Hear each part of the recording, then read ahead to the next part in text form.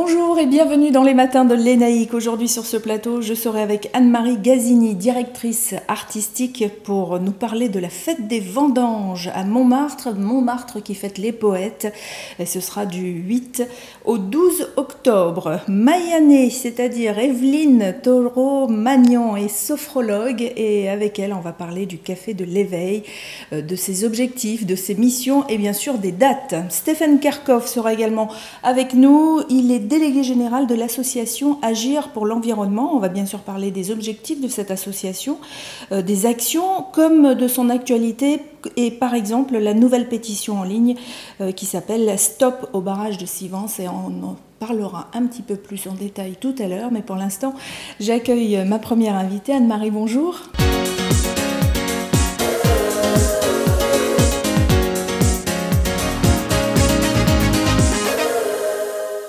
Merci d'avoir fait le déplacement pour nous parler de ces vendanges à Montmartre. C'est quand même quelque chose d'extraordinaire. Mais c'est pas si loin, parce que quand on est dans le boulevard Ornano, on voit la basilique. C'est vrai. Donc on est juste à côté, on va dire, on est voisins. Et alors ces vendanges, elles existent depuis combien de temps? C'est 81. Ah oui, déjà. Et il y a 2 cuvées suite à ces vendanges. Alors il y a une cuvée qui est la cuvée cette année donc des poètes, qui vient donc de la vigne de Montmartre, et l'autre c'est plus sur commande. Non. Oui, c'est une commande, puisque c'est la cuvée de Goutte d'Or. Elle est complètement inventée puisqu'on fait venir un vin blanc, bien sûr, puisque ça c'est les origines des vignes du 18e arrondissement, c'était la Goutte d'Or. Donc on a repris l'histoire des vignes du 18e arrondissement, et donc on a créé une cuvée Goutte d'Or. Mais c'est la cuvée des poètes et la cuvée donc qui vient des vignes de Montmartre. Et alors les poètes justement vont être mis à l'honneur cette année. Complètement, c'est le thème central bien sûr, la poésie, les poètes. Et c'est un thème merveilleux pour le 18e arrondissement, qui a évidemment une histoire très forte avec les poètes. Alors ça, c'est les poètes qui sont reliés à l'histoire, comme Prévert, Vian, Dimet, Max Jacob, Rouben Melik, etc., etc. Il y en a vraiment beaucoup. Et bien sûr, il y a la poésie contemporaine et celle qu'on écrit. On ne peut pas y échapper de toute façon.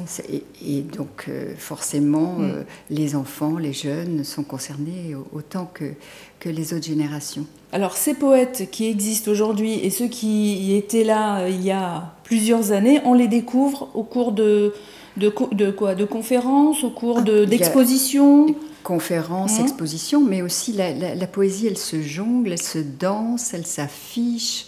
Donc il y a des bals, il y a un bal, il y a un très très joli bal qui s'appelle Quand les balles s'emballent, puisqu'on a un jongleur qui ouvre le bal justement, qui se passera à Pajol le vendredi soir.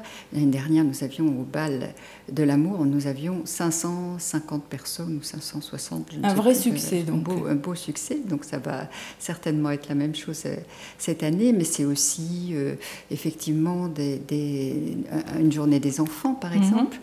Ça s'appelle le carnaval des animaux. MOTS. Oui, j'ai vu ça. Alors ça, ce sera le premier jour, en fait, le jour d'ouverture. Le mercredi, oui. Et alors, juste pour une question comme ça, quand on parle des vendanges à Montmartre, est-ce que, comme toutes les vendanges, on peut arriver et vendanger? Non, les vendanges sont faites. Elles sont d'ailleurs faites les vendanges depuis la semaine dernière. Bon, on a raté ça. On fait quand même le banc des vendanges pendant la fête. On le donc, fait au milieu les vendanges ont été faites, et comme à chaque fois que les vendanges sont terminées, on fait la fête. Et donc voilà, là, c'est ça, exactement. C'est ça. Donc là, on fera la fête avec un bal, on l'a dit, ce sera le vendredi. Le samedi, vous avez prévu un feu d'artifice. Le samedi soir, il y a un feu d'artifice qui est le plus beau de Paris, le plus beau du monde. Plus beau que le 14 juillet. Allez. Donc il faut y aller à celui-là. Vous avez également prévu, alors le dimanche, qu'est-ce que c'est que ces non-demandes en mariage? En mariage. Ça m'intéresse, ça m'interpelle. Vous connaissez justement un grand poète, chanteur, qui est Brassens, qui est donc j'ai l'honneur de ne pas te demander ta main, n'inscrivons pas nos noms au bas du parchemin. Et c'est ce que fait depuis maintenant, je crois 6 ou 7 ans, le maire, l'ancien maire, qui était Daniel Vaillant. C'est lui qui est officier, et c'est encore lui qui va être là pour officier. Et donc les couples viennent, ou quelquefois il y a 3 personnes, quelquefois il y a un couple avec des enfants. Voilà, tout c'est complètement ouvert. Et donc ces gens viennent se non-marier. Et donc le maire est là cette année, Daniel Vaillant, puisqu'il n'est plus maire, mais c'est l'ancien maire, il déclare les gens non mariés, fiancés pour l'éternité. C'est pas beau? Ah, c'est mignon, c'est mignon. Et ça a beaucoup de succès, parce qu'on a aussi des... Parce qu'aujourd'hui, est-ce qu'on n'est pas dans un renouveau du mariage? Est-ce que les jeunes justement, ça bouge tellement, et cette cérémonie, en fait, est pleine d'émotions, de joie et d'émotions. Et les gens se prennent vraiment au jeu de ces non-demandes en mariage. Donc on peut regarder ça ou ça reste un instant privé? C'est sur place publique, c'est place des Abbesses. D'accord, donc tout le monde... dimanche matin. Bon, il faut se lever, certes, mais il y a beaucoup de monde chaque fois. Il y a beaucoup de monde. Donc, alors pour le parking, tout ça, est-ce que tout est prévu? Est-ce qu'on arrive à trouver une place quand on va au vendange de Montmartre? Ce qui est bien, c'est de venir en métro quand même. Oui, c'est quand même mieux. Hein, c'est vrai. Et à pied, parce que là, on va avoir 5 balades qui sont, par exemple, 5 balades sur... J'ai vu ça. C'est merveilleux. Donc des balades guidées? Des balades guidées. Sur le Pas des Poètes, ça, c'est plutôt côté tradition Montmartre. Et puis, on a des balades aussi à la Chapelle, parce que en fait, la fête des vendanges, c'est sur l'ensemble du 18e, sur tous les quartiers du 18e. Donc là, si on ne connaît pas le lieu, ce sera vraiment l'occasion de le découvrir. C'est formidable de découvrir à travers ces balades le 18e arrondissement qui est plein de ressources. Alors, il y a aussi, parce qu'on a parlé des événements organisés par la ville de Paris, mais il y a la mairie du 18e. La mairie du 18e, il ne faut pas se tromper. Et il y a aussi des événements, vous dites, associés, c'est-à-dire qu'il y a plein d'associations qui sont invitées et qui elles-mêmes vont proposer des activités. Nous sommes en contact pour la préparation avec des associations, des artistes, des lieux qui elles-mêmes proposent, à travers la thématique, bien sûr, qui est cette année les poètes et la poésie, des événements qui leur sont propres, qui sont organisés par eux, que nous inscrivons dans le programme, bien sûr. Alors, par exemple, on peut en citer quelques-uns de ces événements. Pour parler, par exemple, du slam, puisque c'est aussi quand même quelque chose de très, très important, on a 3 slameurs qui viennent sur la fête des vendanges, dont un qui est présenté par une édition, les éditions des xérographes, et Jean-Yves Bertogal, qui est un très bon slameur, très grand slameur. Peut-être qu'il viendra chez vous. Hein, oui, on l'espère, on le souhaite. Donc, propose à la signature de son livre chez Gibert, puisque Gibert Barbès fait un focus sur la fête des vendanges, son livre, et une démonstration slam le samedi après-midi. Alors s'il vient sur le plateau, je lui demanderai de nous faire aussi une petite démonstration, parce qu'il y en a qui ne savent pas encore ce que c'est que le slam. Donc c'est une sorte de déclamation poétique, et puis souvent ça fait appel à l'improvisation. Alors il y en a qui le travaillent. Et beaucoup sur l'actualité aussi, mais pas seulement. C'est un rap nouveau, on va dire, un peu. Oui, hein, mais on aura aussi des rappeurs, parce qu'il y a des jeunes qui préparent aussi, à partir d'une forme traditionnelle qui est le haïku, qui est une forme japonaise très ancienne, qui est connue, on va dire, chez nous depuis le XXe siècle. Cette année, ça fait des ravages à travers la fête des vendanges. Et il y a des jeunes rappeurs qui s'emparent du haïku, par exemple. Ça, c'est intéressant, ça fait des croisements. Ça a l'air très simple, mais c'est vraiment codifié quand même. Très, très voilà. Codifié. Et alors, c'est une sorte de poésie aussi, japonaise. Donc, si vous avez envie de découvrir la poésie dans tous ces états, vous allez tous ces états avec toutes les générations et toutes les générations, dans tous les quartiers effectivement. Du 18e. Alors, il faut aussi dire que vous avez un parrain et une marraine extraordinaires, Sandrine Bonner et Jacques Higelin. Ils respirent la poésie tous les deux, chacun à leur façon d'ailleurs. Est-ce que quand vous proposez un parrainage comme ça ou un marrainage, ils acceptent tout de suite? C'est pas toujours facile de trouver les personnalités qui correspondent au thème que vous choisissez. Et puis après, ils sont libres ou ils sont pas libres. Ils sont en tournage, ils sont en tournée. Donc c'est pas toujours facile de les avoir. Est-ce qu'on aura l'occasion de les rencontrer peut-être dans ces à l'ouverture du défilé, puisque le défilé a lieu le samedi à 15h, il démarre de la mairie, donc ils seront en vue. Bon, on pourra les voir et les prendre en photo donc pour se faire plaisir. Montmartre, fête la poésie et les poètes. Notez bien ces dates, c'est à partir du 8 octobre et ce sera jusqu'au dimanche avec tout un programme. C'est toute la journée, le soir aussi. Ah, mais il y a aussi des choses le soir. Oui. Il y a un site sur lequel on peut retrouver le programme? Bien sûr. Le site, vous l'avez. Alors moi, je ne sais jamais bien dire les choses, mais c'est Fête des Vendanges, tout attaché de Montmartre, toutattaché.com. Voilà. Et on puis vous Facebook, redonnera... et puis etc. Oui, Facebook aussi, et on vous redonnera bien sûr toutes ces adresses sur notre site et sur notre page, la page de l'émission. Et on rappelle notre site pour avoir une petite séance de rattrapage si vous avez envie de revoir cette émission, www.om5.fr pour ceux qui n'ont pas le câble. Merci beaucoup et bonne vendange. À la semaine prochaine. Oui, absolument.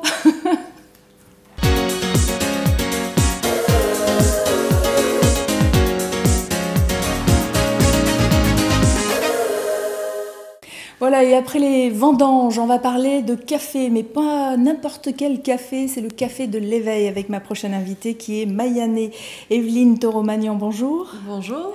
Mayané, c'est un nom de comment on va dire, de maître de maître. Je ne sais pas si c'est un nom de maître, c'est un nom qui m'a été transmis et qui m'a bien parlé, qui a bien résonné en moi. Donc voilà, je l'utilise en ce moment.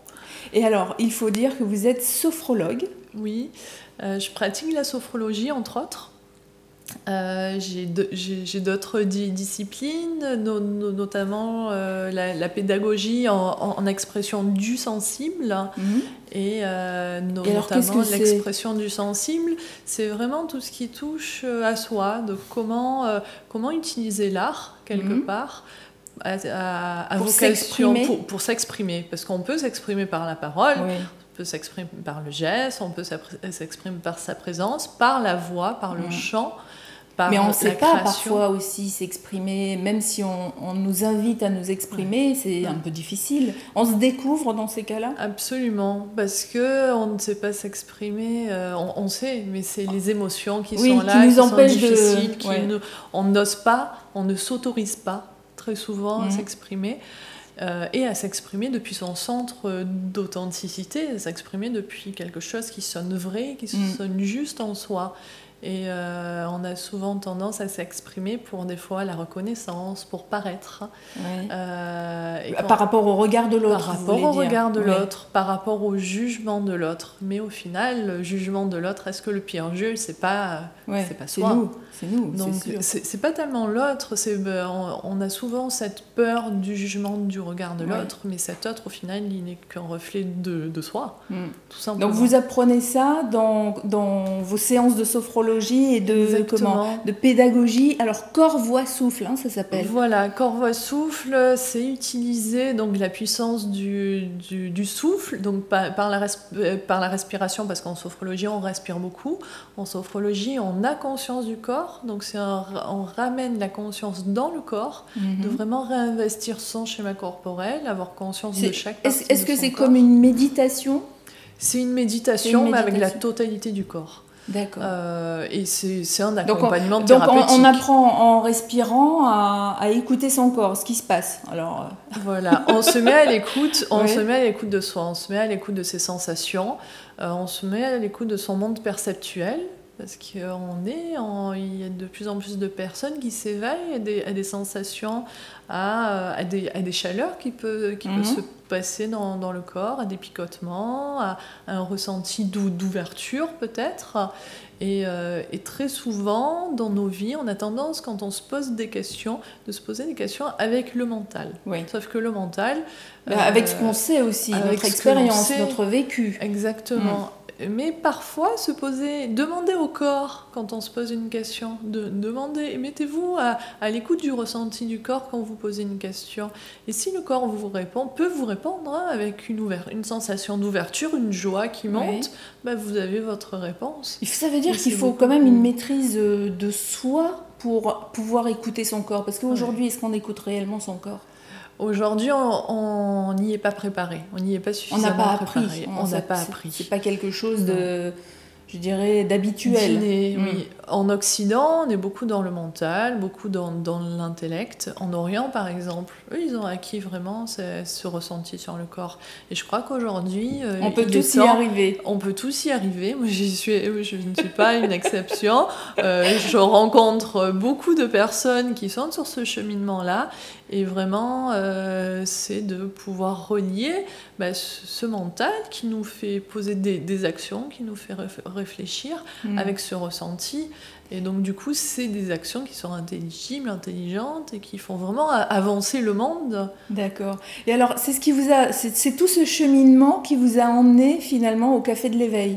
Parce que c'est un concept que vous mettez en place. Exactement. Il n'a pas encore eu lieu, il va avoir lieu le 9 octobre. Voilà. Le 9 et le 23 octobre. Et alors, ce concept consiste à rassembler ces gens qui parfois sentent des choses ou qui ont envie d'apprendre une façon de vivre et de penser différemment, et c'est les réunir tous. Exactement, c'est vraiment, je me positionne comme une fédératrice ou une ambassadrice, parce que l'éveil, qu'est-ce que c'est ? C'est des expériences de vie extraordinaires que l'on peut vivre. Et quand on les vit sur le moment, c'est parfait parce qu'on est vraiment en connexion avec ce moment présent. On est en connexion avec soi et quelque part, le temps est suspendu. Mais alors, un moment extraordinaire, ce serait quoi par exemple ? Que quelqu'un se reconnaisse un petit peu en disant ah bah oui, c'est un moment extraordinaire. Alors, c'est des guérisons spectaculaires qui peuvent se spontanées. Spontanées. Il y a une idée qui émerge et qui va vous faire changer complètement votre vie. C'est une réponse intérieure très forte. Ça peut être des rêves prémonitoires, ça peut être... C'est-à-dire qu'on a déjà fait par exemple des rêves et puis on s'est aperçu que suite à ces rêves, il y a des choses qui se sont réalisées. Et on ne sait pas trop à qui en parler parfois. Et on ne sait pas trop en parler. Ou on n'ose pas, ou ça fait un petit peu honte, ça fait un peu peur. Et c'est le cachet, c'est le secret. Ça peut être aussi de la médiumnité. Oui. Vous parlez à une personne, vous lui dites spontanément quelque chose, mais vous n'avez pas... Et la personne vous dit « mais oui, mais comment tu le sais ?» Et sur le coup, vous dites je sais pas, ça m'est venu ça s'appelle des moments extraordinaires. On n'en a pas conscience de ça la plupart du temps. On n'en a pas conscience. Sauf qu'aujourd'hui, de plus en plus de personnes s'ouvrent à ces moments de vie. Ça prend des dimensions très exceptionnelles, ça peut faire peur. Ouais. Ça peut vraiment faire peur. Parce qu'on associe souvent aussi des mouvements, on va dire, spirituels à des sectes. Oui. Donc par rapport à ça aussi, ça peut faire... Les gens se disent « Ah non, mais moi je ne vais pas aller par exemple dans un groupe ou dans un autre parce qu'on va penser que je suis dans une secte ou que c'est peut-être une secte. » Donc ça, le Café de l'Éveil, c'est pour partager des expériences. Exactement. Et puis surtout, vous redonnez votre pouvoir personnel. Parce que chose que les sectes ou le gourou ne fait pas, c'est de vous ramener vers vous. De vous dire, ok, voilà ce qu'il y a là, qu'est-ce que ça fait en vous, est-ce que ça résonne, qu'est-ce que vous ressentez, de vous redonner la main, de vous raccompagner vers vous et de vous autoriser à pleinement occuper votre pouvoir personnel, votre libre arbitre. On apprend à devenir responsable quand on apprend à se connaître. Absolument, on est responsable de soi, on est responsable de sa vérité intérieure, parce que quelque part, on peut... Et moi, c'est ce que j'ai appris, j'ai mis un moment à l'apprendre, mais quand on me disait quelque chose, je pensais que c'était la vérité. C'est-à-dire que vous preniez pour argent comptant tout ce qu'on vous disait sans vous poser de questions. Oui, c'était... Et aujourd'hui, c'est vraiment un retour à l'intérieur. Donc aujourd'hui, c'est quoi alors ? La différence, ce serait quoi ? C'est que quand vous avez une information, quand vous avez quelque chose que l'on vous dit, vous essayez de vous mettre à l'écoute pour savoir si... Est-ce que ça résonne ? Ouais, est-ce que c'est quelque chose qui me parle ou pas ? Ouais. Vous n'allez pas le prendre comme ça directement pour... Est-ce que ça résonne ? Et donc du coup, c'est là où on récupère vraiment son pouvoir personnel. C'est là où l'autre ne peut pas vous imposer qui il est, parce que quelque part, qui il est... C'est quelqu'un de formidable, d'exceptionnel, avec son vécu, avec son partage, avec qui il est à ce moment-là. Et nous sommes tous des êtres en perpétuelle évolution. Mais ce qui est important, c'est d'accompagner l'autre vers soi, l'autre vers ce qu'il pense, ce qu'il ressent. Et le Café de l'Éveil, c'est ça. C'est un espèce de partage avec des personnes qui ont C'est un peu vécu. comme les cafés philo qui ont démarré il y a quelques années. Donc là, c'est le Café de l'Éveil où, au lieu de parler de philosophie, Quoique c'est aussi une philosophie de vie, cette façon de se recentrer et de reprendre son pouvoir, entre guillemets. Donc si ça vous intéresse, il y a un site et il y a une page Facebook, parce que vous avez un blog. Absolument. Alors, mon blog. Le blog, c'est Art, Terre et Ciel, mais avec des petits traits d'union. Donc, de toute façon, rassurez-vous, on vous donnera tout ça sur notre page Facebook. Et puis, la page Facebook, en revanche, elle est toute simple, c'est Art, Terre et Ciel. Et alors, si on a des questions sur le Café de l'Éveil, sur la façon dont ça se passe, sur les prix, sur où ça va se dérouler, on vous contacte sur Facebook. Vous pouvez me contacter, absolument, absolument. Et puis, je répondrai à toutes vos questions.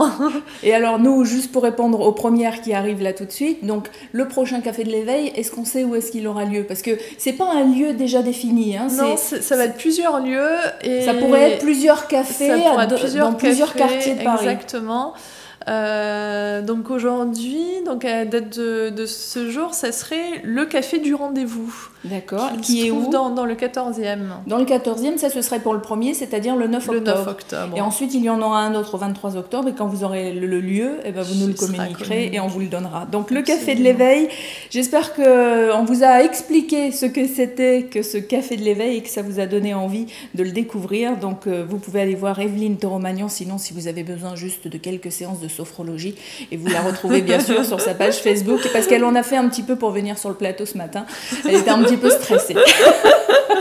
Merci Layane, merci Evelyne. Merci à vous, merci pour l'invitation.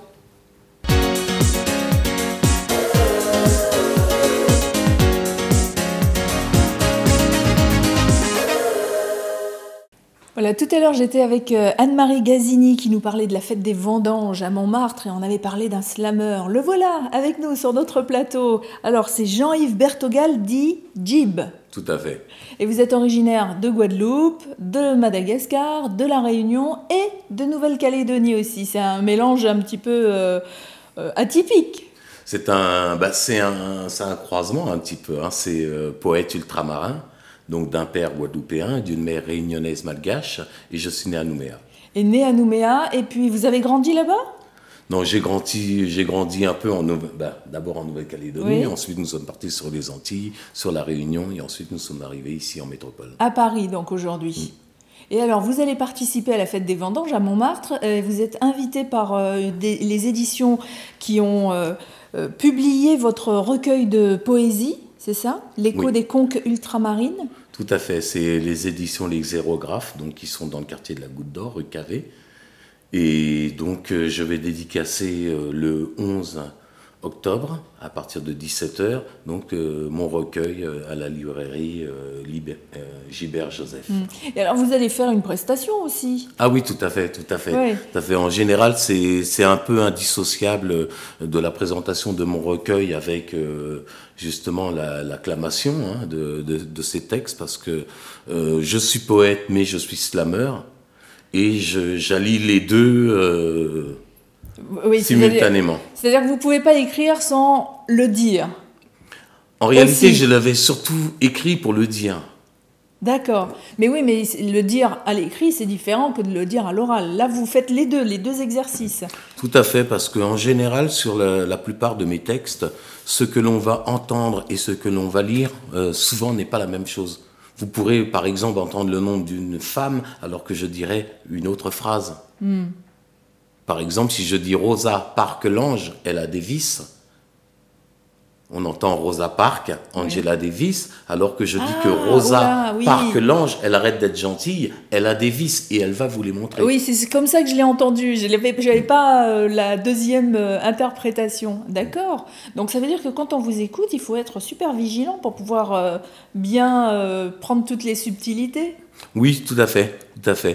C'est un petit peu l'avantage, parce que si on comprend tout de suite, il y a des fois moins d'intérêt. C'est beau, c'est beaucoup plus esthétique, c'est beaucoup plus beau à l'oreille lorsqu'on l'entend. Mais lorsqu'on sait qu'il y a de la recherche à voir dedans, comme ce sont des textes plutôt profonds, comme nos histoires ultramarines sont très profondes, il faut aller chercher.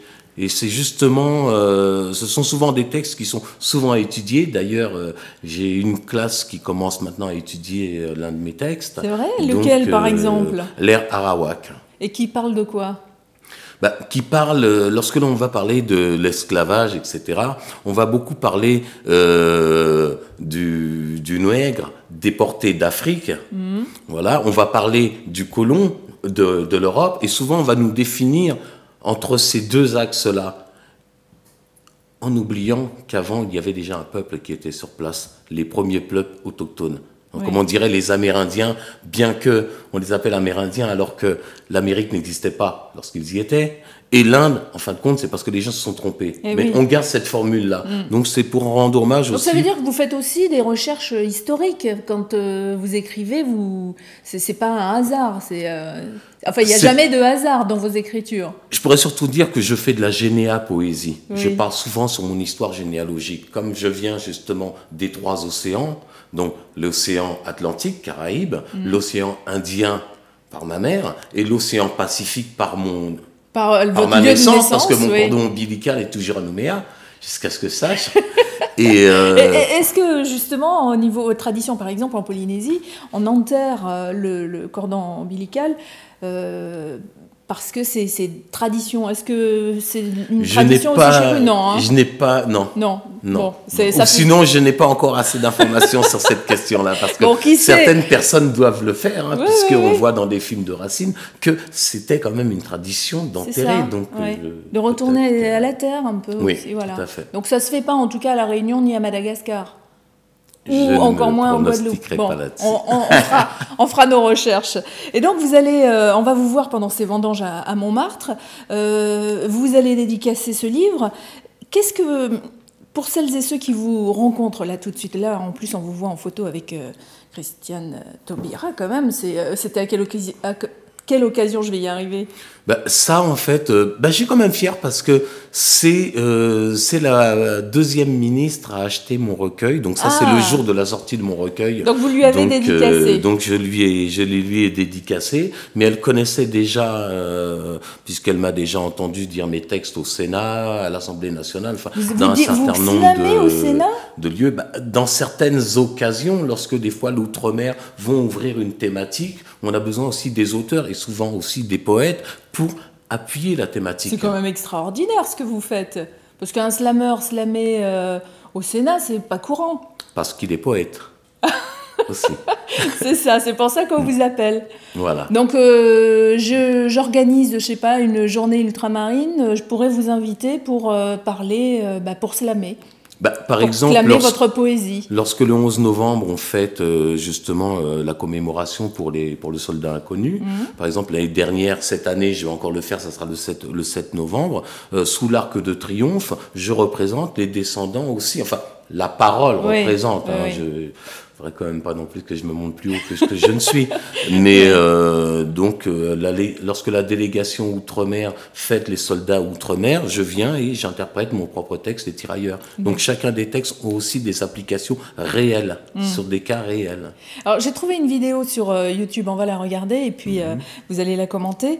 Juste pour donner quelques titres comme ça de vos poésies qui sont dans l'écho des conques ultramarines. Alors je lis par exemple Hommage à Louis Delgrès, La fête à Joséphine, Décolonisation. Donc c'est des choses qui vous parlent, d'exprimer ce que vous êtes, vos origines. De toute façon, toutes vos écritures sont, comme vous le disiez tout à l'heure, tournent autour de ça. Toutes mes écritures de ce recueil. Ah, il y en a d'autres. Parce que ça a été un choix, en fait. Il y a eu une base de choix avec mon éditrice. Et à la base, je voulais faire une partie outre-mer, vraiment parler de nos histoires de Racine, la poésie, et un côté au niveau de la femme, un côté au niveau de la nature et d'autres sujets. Et c'est vrai qu'elle a eu l'idée vraiment géniale de vouloir regrouper d'abord une partie outre-mer, que l'on découvre déjà l'auteur de parce qu'il est à la base, les origines, puisque ces questions posent sur mes histoires multiples. Et ensuite, donc, on redécouvrira aussi... Donc, ce recueil est le premier d'une longue série.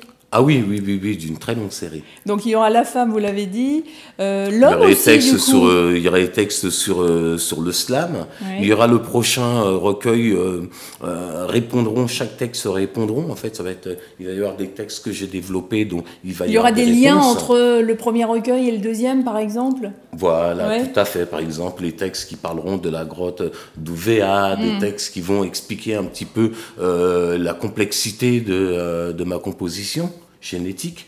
Est-ce qu'un slammer, ça fait aussi de l'improvisation je veux dire, là, ce sont des textes réfléchis, mais est-ce qu'il y a des choses comme ça qui vous viennent spontanément et que vous clamez comme ça?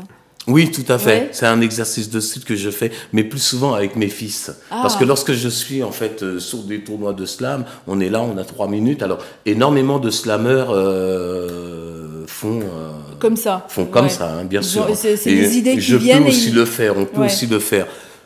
Mais j'ai des textes qui sont tellement bien, enfin, pour l'instant déjà, à faire connaître que de les mettre en contradiction avec une spontanée. Est-ce que si on vous donne un thème en disant voilà, faites quelque chose sur OM5, les matins de l'Énaïque, les vendanges et la Nouvelle-Calédonie par exemple, il y a quelque chose qui vous vient comme ça? Ah oui, là, dans ces cas-là, j'écrirai quelque chose. Oui, vous écrirez. J'écrirai quelque chose sur ces sens. Bon, alors vous écrirez un texte sur nous, sur la télévision câblée des Outre-mer, puisque nous sommes sur la télévision câblée. L'avantage, c'est que pour ceux qui sont en Nouvelle-Calédonie, si vous avez de la famille ou encore des amis là-bas, c'est que s'ils n'ont pas le câble, c'est pas grave, parce qu'ils peuvent nous regarder sur Internet. Donc, www.om5.fr, je vous le rappelle. Et autrement, on rappelle votre rendez-vous au niveau des vendanges de Montmartre. On vous retrouvera jeudi. Le 11 octobre, à 17h, à la librairie Joseph, 15 boulevard Barbès. Et vous avez une page Facebook ou un site web sur lequel on peut vous retrouver? Normalement, en tapant Jib Slamlit, vous trouverez facilement où joindre ce monsieur si vous avez envie de l'inviter, par exemple, à un événement ou à un autre. Et puis, si vous avez envie de découvrir le slammer, il a déjà écrit L'écho des conques ultramarines, ce recueil de poésie et slam par Jean-Yves Bertogal, dit Jib. Merci, bonne vendange. Merci. Hein.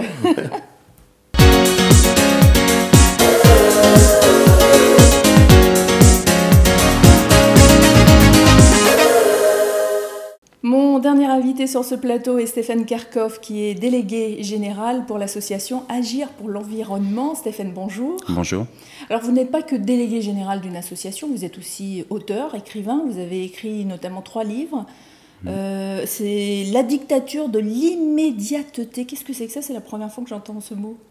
C'est la dictature de l'urgence, c'est la vitesse qui nous insère chacun et qui nous amène à aller plus vite que ce qu'on aimerait. C'est l'évolution de la société qui nous emmène? Oui, c'est l'environnement technologique qui nous amène aussi beaucoup à surréagir, à être en prise directe, en temps réel, on va dire, avec des choses, une fois encore, qui nous amènent à accélérer et aller plus vite que ce qu'on peut réellement. La musique, quoi. Voilà. Plus vite que la musique. Et alors, vous en avez fait un autre sur Grenelle de l'environnement, l'histoire d'un échec. Voilà, bon, ça commence à dater un petit peu, mais c'était à l'époque grande époque du Grenelle de l'environnement, où en fait on entendait quand même beaucoup de chroniques encenseurs, considérant le Grenelle comme une victoire de l'écologie. Or, à y regarder un peu plus dans le détail, on a constaté que sur le discours, c'était effectivement très intéressant. Dans les actes et les décisions législatives, ça l'était beaucoup moins. Et alors, où on en est aujourd'hui? L'évolution? C'est comme toute séquence médiatique où on en fait trop pour cacher le pas assez.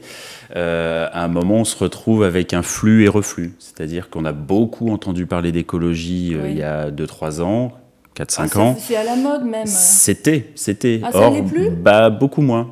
Très honnêtement, on a quand même beaucoup plus de mal aujourd'hui à faire passer des messages écologiques, a fortiori en matière réglementaire, où globalement c'est un peu passé en second plan au regard des crises économiques qui ne sont que le résultat des crises écologiques, malheureusement. Et alors justement, puisqu'on parle d'écologie, vous avez écrit un autre livre qui s'appelle Hold Up, sur l'écologie, les fossoyeurs de l'écologie au chevet de la planète. Ça fait peur comme titre. Hein.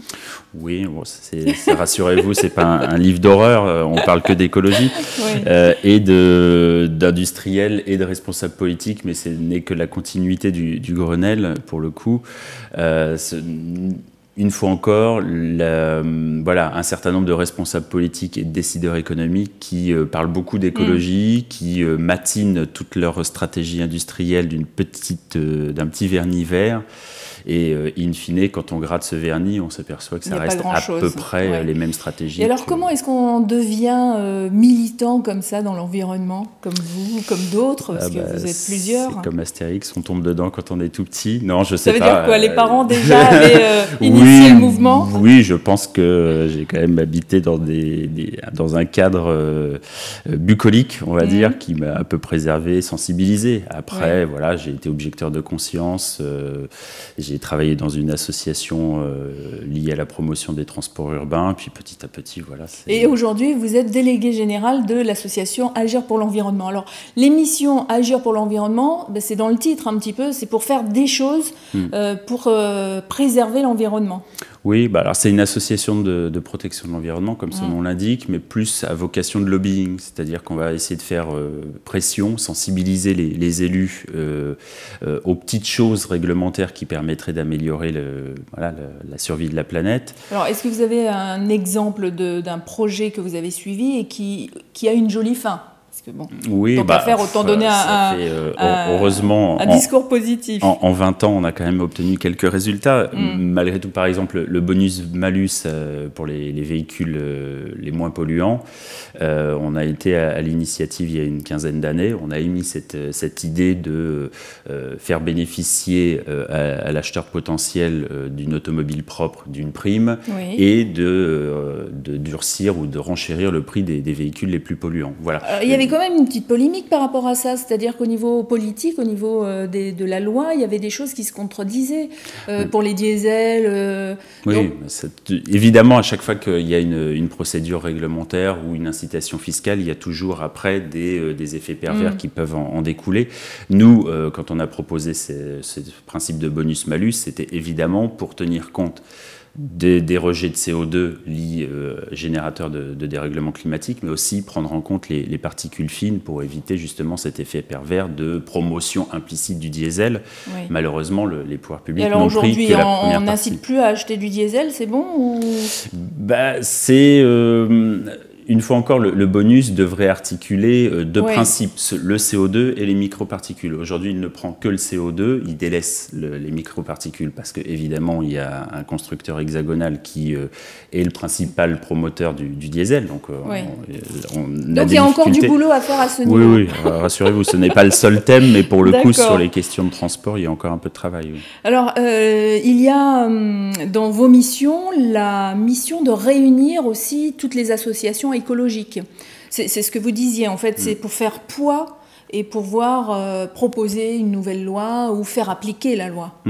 On s'est aperçu au fil des campagnes avec un peu de stupéfaction qu'en fait, il y avait énormément d'associations, ça c'est plutôt bien, mais qu'elles n'avaient pas l'habitude de travailler ensemble sur des sujets donnés. Oui, chacun fait son truc dans son coin. Voilà, mais en défendant parfois exactement la même position. C'est-à-dire que... Alors, c'est même pas de la concurrence. Peut-être pas qu'elles existaient. C'est ça, ou pas forcément le réflexe d'aller voir le cousin ou le frère ou la sœur, mais bon voilà, donc du coup nous on joue un peu le rôle d'entremetteur, voilà, donc on si fait rencontrer des gens. vous avez connaissance par exemple d'une association dans une région et que vous connaissez une autre association qui a pratiquement les mêmes objectifs, les mêmes missions, vous les faites se rencontrer?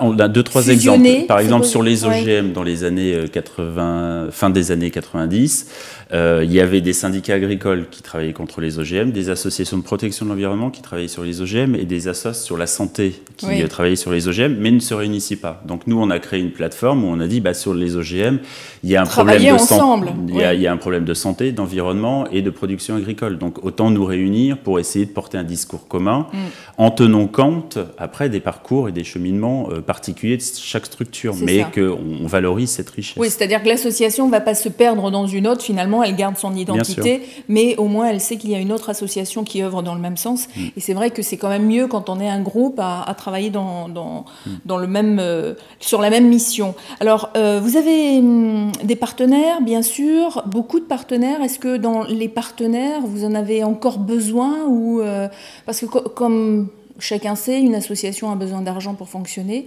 Vous devez avoir quelques subventions, mais ça ne doit pas suffire.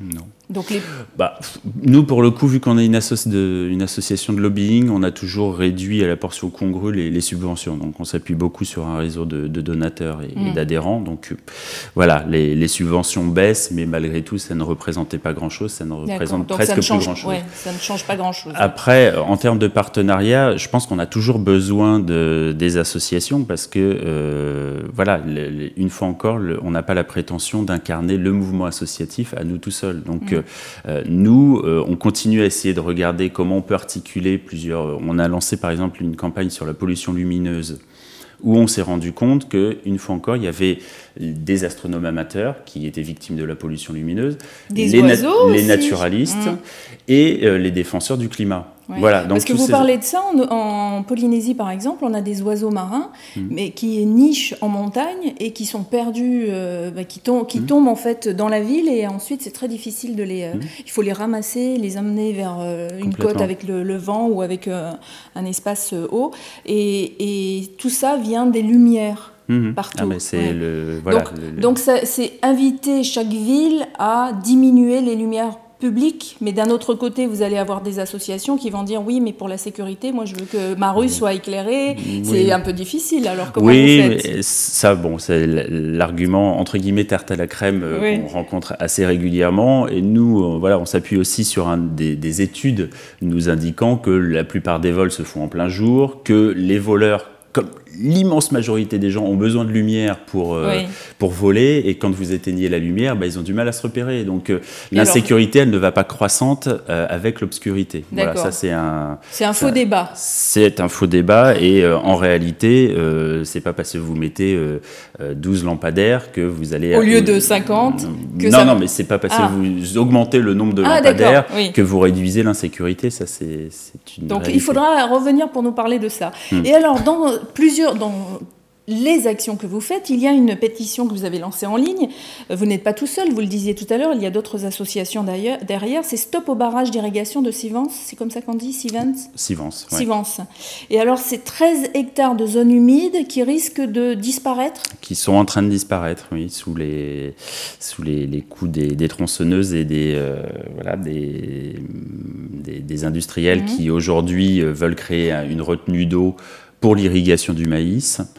Maïs OGM, non, ne dites pas ça. Mais entre maïs et maïs OGM, pour le coup, c'est juste une culture qui réclame aujourd'hui beaucoup d'eau, qui n'est pas forcément adaptée au sud de la France, et une fois encore, qui crée une espèce d'ambiguïté dans le grand public, où on demande aux particuliers de réduire sa consommation d'eau parce qu'il faudrait faire des économies, le syndrome de la goutte d'eau, où en gros, éteignez votre robinet quand vous vous lavez les dents, et parallèlement à ça, vous avez des agriculteurs qui utilisent et qui ont recours à du maïs et qui vont gaspiller quantité d'eau et qui aujourd'hui ont besoin de nouvelles retenues qui va noyer une zone humide avec des espèces protégées, plus d'une centaine. Et pourtant, il y a j'allais dire un organisme qui reconnaît et qui classe les zones humides. Ça veut dire que cet endroit-là n'est pas classé, n'est pas protégé déjà ? Il est protégé dans un sens, sauf qu'à un moment, vous avez aussi des logiques politiques, locales. Et commerciales. Oui, sauf que vous avez aussi le président du conseil général du coin qui cherche à tout prix aujourd'hui à imposer ça, parce que sous pression des maséiculteurs qui ont besoin de cette retenue d'eau, qui ne veulent pas changer leurs pratiques agricoles et qui, pour ne pas changer, sont obligés de pourrir l'environnement et d'assécher ou d'en noyer des zones humides. Voilà. Et alors, ce qui est important de dire dans ces zones humides, c'est qu'il y a une faune importante, une flore aussi, et que ce sont bien souvent des animaux ou des plantes endémiques. Donc, si cet endroit disparaît, c'est toute une population...